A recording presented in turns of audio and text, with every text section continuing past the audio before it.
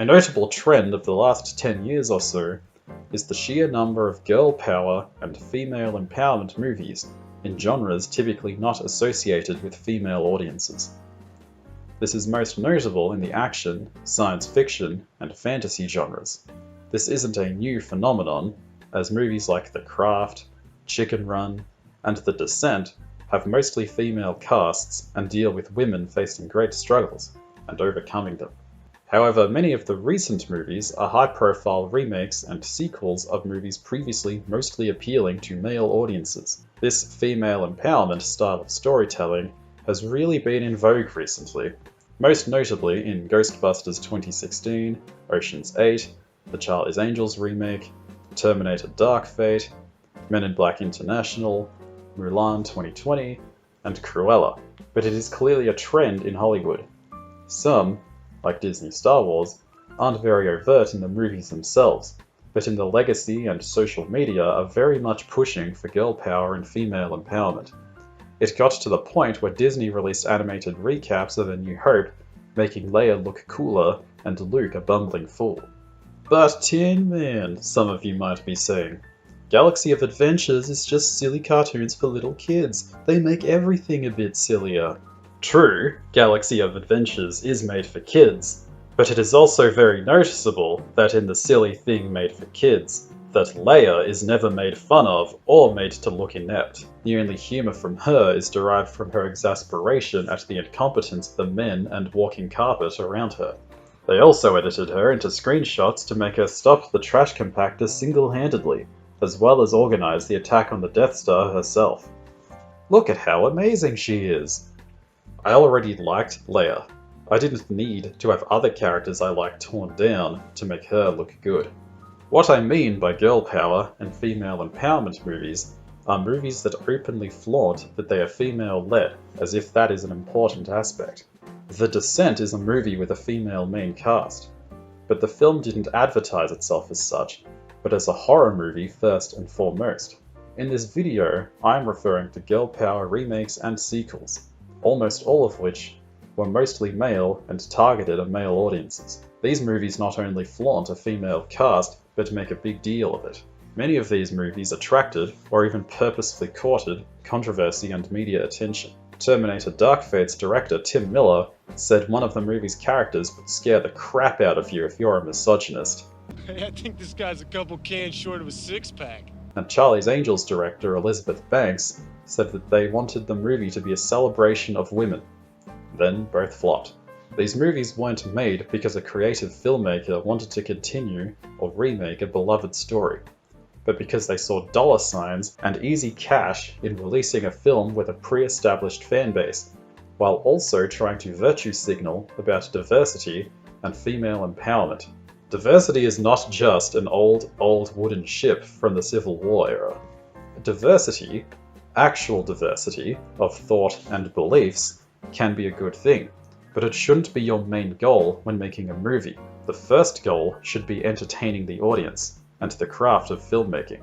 That's why all of the movies I mentioned above don't hold a candle to their predecessors. A noticeable trend in the movies I've been discussing in this video and the previous one is the use of female lead characters. The fact that so many recent prominent examples of Mary Sues are women has led to some to accuse the term Mary Sue of being sexist, implying that only men have issues with these characters, and wouldn't have a problem at all if the character was male.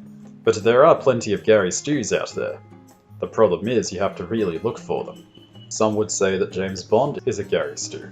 He has many of the traits that you could level at one. He takes down armies of bad guys,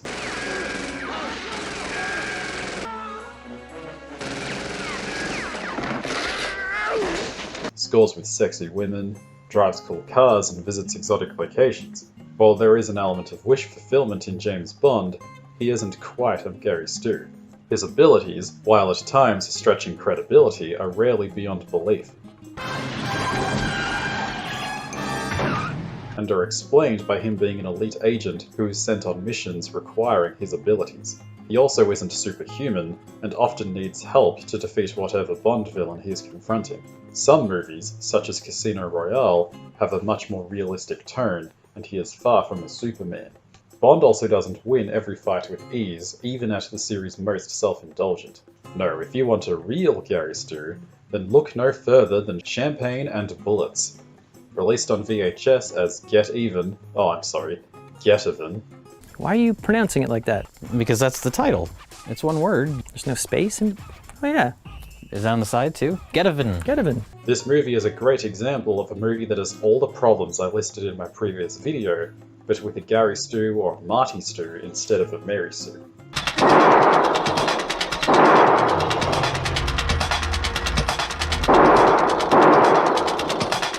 Champagne and Bullets is a very low-quality movie made by John DeHart, who is the actor, director, and writer, which for low-budget movies almost always means that it's an ego-driven vanity project. In the movie, DeHart's character is the coolest. He gets to be in fights. Make it hurt?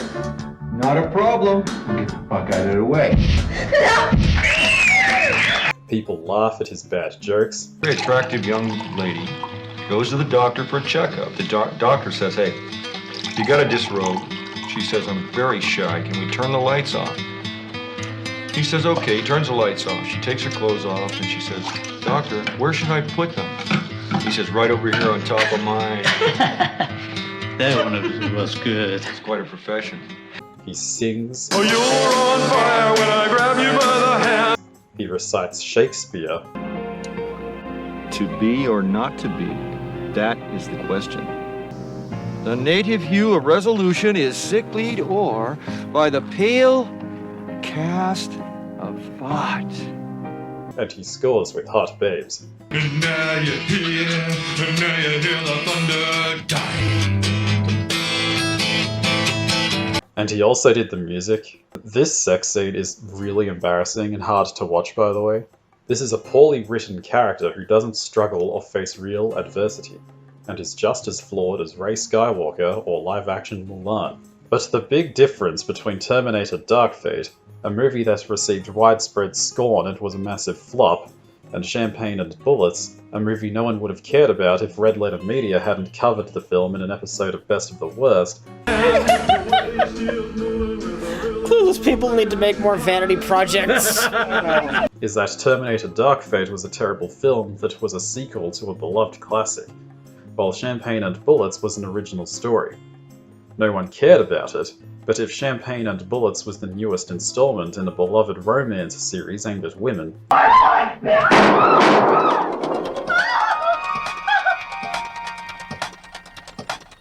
and John DeHart went on the 80s equivalent of Twitter calling Champagne and Bullets fans toxic and entitled man-babies, or said that the women critical of the character were misandrists afraid of men, which Terminator Dark Fate director Tim Miller did, it probably would have gained similar notoriety to recent movies such as Dark Fate.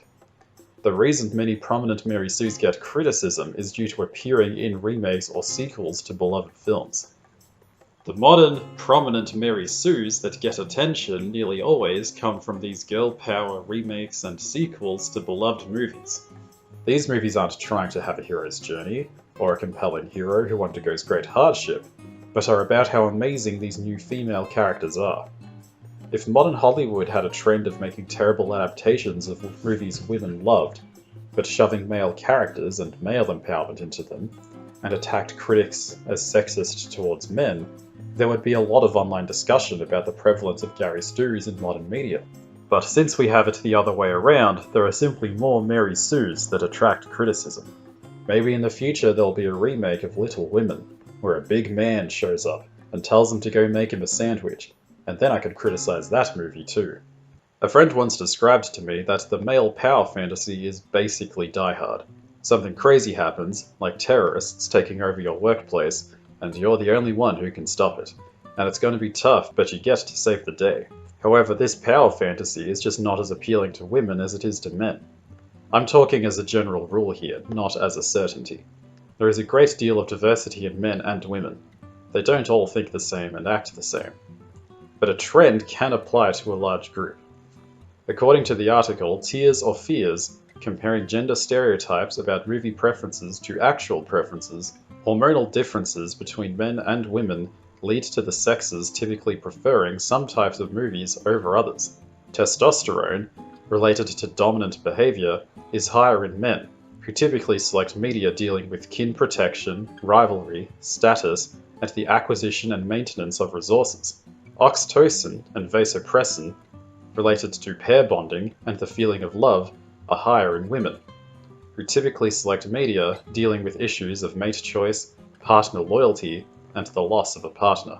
Many classic fairy tales and folklore, and modern examples such as Labyrinth, have female characters that go on journeys and need to complete tasks. These tend not to involve fighting and killing and explosions, but have an inward journey. Kiki's Delivery Service is an excellent example of a story where the struggles aren't physical, real things in the world, such as a monster that needs to be killed or a quest that must be taken, but an inner journey involving emotions. Kiki's allies help her not by giving her cool weapons or training her in magical powers, but by being supportive friends and companions. And the story focuses on an inward rather than outward journey. The closest thing to a villain in the movie is the difficulties in growing up. Kiki has to move to a new city, work for a living, and find her special skill, something all witches must do when they turn 13. Other than the dirigible crash in the ending, there's no real set pieces or action scenes. Kiki's main struggle is getting used to her new home, and regaining her witch powers after temporarily losing them due to a lack of inspiration. Kiki endures emotional struggles, and the witch equivalent of artist's block, rather than have to fight bad guys. Many, like The Hunger Games, The Samurai Turned Pretty, or Twilight, have the heroine unable to choose which cute boy she likes more. Women also love thinking about food more than men, which is why Birds of Prey and Ghostbusters 2016 devote significant time to the heroines enjoying Chinese food. While there is a need for praise and adulation, there is also a need to be seen as rising up against oppressors and haters. Hence the DCEU leaning heavily on Harley Quinn rising up against the Joker, who has done nothing but hold her back, clearly. We are a far cry from the 1998 Mulan, where the villain, Shan Yu, doesn't even care that Mulan is a girl. He sees her as an adversary, first and foremost. The soldier from the mountains. Even girls series that have amounts of action, such as the magical girl genre from Japan, most typically seen in Sailor Moon, has to combine romance, personal drama, conflict, feelings, makeup, and clothes with the action and the fighting. This is perfectly fine for some types of story, but not heroic fantasy or action movies. There are many more types of story than the hero's journey, but the hero's journey itself lends itself very well to heroic storytelling. By the way, in case you were wondering, I do have a favorite Sailor Moon episode. It's the one with the international students who speak really funny English. I haven't seen you for a long time. Good evening, ladies. Which leads to more funny English. Nice to meet you. Thank you. And finally, Usagi gets drunk. The girl power remakes and sequels I've covered in this video are not made from the perspective of trying to make a good movie. Instead, they are trying to metaphorically vomit on their predecessors. Yeah, that stuff went everywhere, by the way, in every crack. And therefore engaged in a mean-spirited game of one-upmanship. These stories all involve tearing something down in order to build up their new characters. As well as making Leia a super awesome badass while the men around her are useless and need her guidance to function, Disney Star Wars undoes the sacrifice of the heroes of the original and prequel trilogies so that there can be a new conflict.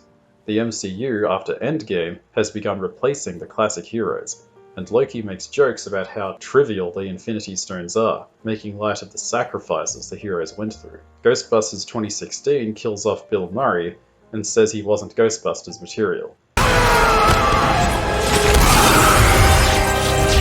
He wasn't really Ghostbusters material. Liar! Before shooting the Ghostbusters logo in the junk. In this spirit of one-upmanship, these new characters that espouse modern values and modern politics must usurp and steal the platform that the original characters earned through being well written and being created by real effort and passion.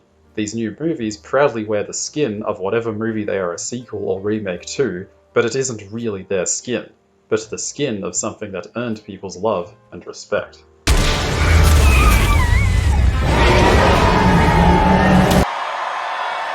Wankers. Black Sabbath did that shit in '74.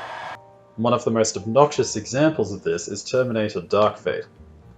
a movie that tries and fails to be a sequel to The Terminator and Terminator 2. Is she a Terminator too? Two movies with an excellent lead, not just female lead, but lead, in Sarah Connor, played by Linda Hamilton. Sarah returns in Dark Fate. I'll be back. And just like Jake Skywalker, is a bitter, resentful loser. While she somewhat has an explanation for her change in personality, seeing the son you've sacrificed so much for gunned down before you will do that to you, it still doesn't make for a good watch. Compare Sarah Connor to Danny in Dark Fate. Danny gets to be the new hero and hang out with all the characters we know and love, except the fucking John Connor. Like Sarah, she goes from zero to hero, starting off as someone of seemingly no importance, but ending as someone whose survival will impact the entire human race. However, Danny's story is not as compelling as Sarah's, for a myriad of reasons, but the most glaring is that she is being propped up as a replacement Sarah Connor, tearing the original down so that she may be lifted up. She even gets to one-up Sarah Connor, not just being the future resistance leader's mother, but the future leader of the resistance. We rose up out of the ashes, and we took our world back. You taught us there is no fate. Take that, original films. We've one-upped you. Look at the Terminator. Did that movie have an epic final battle in a plane, and then they fall out of the plane and land on a dam? Nuh-uh. Look, the final battle is just two people and a Terminator in a factory with like only 2 explosions. Look, you could even see the wire pulling the little model truck. How lame is that? The OG Terminator gets slowed down after being hit by a truck and exploded it. The ultra-cool badass Terminator, which looks like a mix of the ones from the first 2 movies, just shrugs that shit off, man, making him even more deadly. Look, it even makes copies of itself. Could the OG Terminator do that?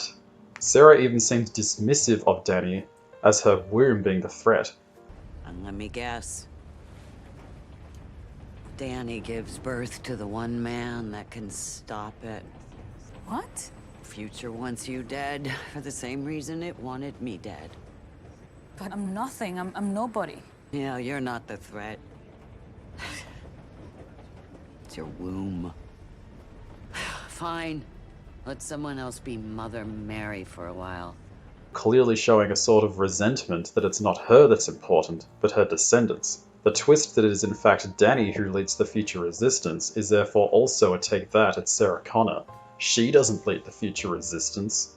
Sarah Connor's arc in those movies, going from a waitress of no importance to the mother of the future resistance to Skynet, is becoming an incredibly tough and resilient action survivor. She doesn't just begin this way, the audience actually sees the change happen to her in the first movie as she barks orders at Kyle Reese. Reese! On your feet, soldier! On your feet! Her changes off screen between the 2 movies are therefore completely believable, as it's a logical progression of where she was left off. Her arcs in the second movie, overcoming her trauma, reconnecting to her son, and coming to trust the Terminator, learning a valuable lesson about the value of human life, is also one of change and growth, not just being tough and strong for the sake of being tough and strong. These films not only exhibit a mean-spirited sense of one-upmanship, but also of entitlement. The movies think that they are entitled to critical and commercial success like their predecessors. Easy money. And the new girl power protagonists think that they are entitled to greatness and adulation. Wankers. This kind of entitlement, it manifests in many ways.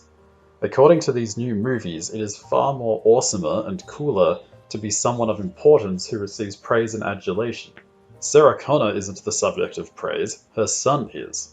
Dark Fate making Sarah no longer the mother of the future, while making Danny literally the future, means that Danny gets to receive the praise and adulation. She doesn't even look like she's been through much, she just has a haircut. Speaking of Terminator Dark Fate, this pre-release interview from director Tim Miller never fails to bring me laughs. Even more so after the movie came out and was a massive flop. Terminator fans right away thought something was very wrong when this was the first image they saw of the film's cast. This looks more like The Summer I Turned Pretty than The Terminator. We'd all seen what happened to movies like Ghostbusters 2016 and we feared the worst. Tim Miller says in this interview she'll play like gangbusters. If you're a closet misogynist, she'll scare the fuck out of you because she's tough and strong, but very feminine. Now, is it just me? Does this imply that he thinks it's unusual to be feminine while also being tough and strong? Plenty of past characters in franchises with predominantly male characters have been feminine but also tough. And these characters are very appealing to men. Hell, it takes 2 seconds of searching on the internet to find posts made by guys thirsty for tall, muscular women. Well, not this one. Miller also says that we did not trade certain gender traits for others. Now, if you have eyes, you can plainly see that this isn't true, especially when it comes to Grace, played by Mackenzie Davis. Grace's appearance alone is traditionally very unfeminine. Now let me be clear. She didn't need to have mega milkers, thighs for days, and a skimpy uniform to be feminine, like the blonde scientist from Terminator 2029. Fun fact, Bethesda made this game. The name's Rachel. I'm happy to get to work with you, Sergeant. But the blonde scientist's appearance brings up an interesting point. If you compare Kyle Reese in the first Terminator movie to the way he looks in Genesis, he's lean and wiry. He looks like someone who grew up eating rats in a post-apocalyptic future, instead of a big gym bro. In this respect, Grace's appearance is far more realistic than the blonde scientist's. Don't get me wrong, I don't object to sexy characters in media, but she is supposed to be from a post-apocalyptic future. Grace's appearance goes to the complete opposite extreme. Grace has short hair, a flat chest, and narrow hips. These aren't insults aimed at her appearance, as men and women have a wide variety of body types, and I'm sure Mackenzie Davis is a talented actress, which really should be the most important aspect when talking about casting, but these are traditionally not seen as feminine traits. Compare Mackenzie Davis in Dark Fate to Sarah Connor in Judgment Day, and it's clear that Davis's character traded out surface-level traits of femininity, which completely contradicts Miller's claims. Some of you might be saying, but Tin Man, you said that the scientist lady's appearance was unrealistic. Shouldn't you be happy with the way Grace looks? Well, it's not her appearance that I have a problem with. It's that Tim Miller is saying that they didn't trade out gender traits for others when they clearly have, and then to imply that any criticism of her would be due to misogyny. Although, of course, I could just be frightened. After all, she's just very strong, and that frightens some dudes. Okay, here's the thing, Tim Miller, you arrogant asshole. The dudes you were trying to frighten liked the first 2 movies and liked Sarah Connor. Even in the first movie, where she's a 19-year-old waitress completely out of her depth, she becomes strong. Notably in the ending, where she orders Reese to keep moving and drags him off the ground due to her selfless love and desire to protect him, even at the expense of her own safety. So a female character being strong isn't something that people find scary. Christ, what a terrible interview. Remember that this was the mindset they went into when making Terminator Dark Fate, a movie which kills John Connor in the opening, after all of the movies but especially 1 and 2, which this movie claims to be the true sequel to, promises to be a daring all-new adventure with a different evil future AI called Legion, but then brings back Arnie, brings back T-800 Terminators, brings back familiar imagery and familiar beats. It's all so tiresome. Girl power remakes and sequels don't care about having a character with struggles and flaws that need to be overcome. Instead, they are practically propaganda, aimed at telling the audience how amazing their lead characters are, and refusing to let up until the movie is over.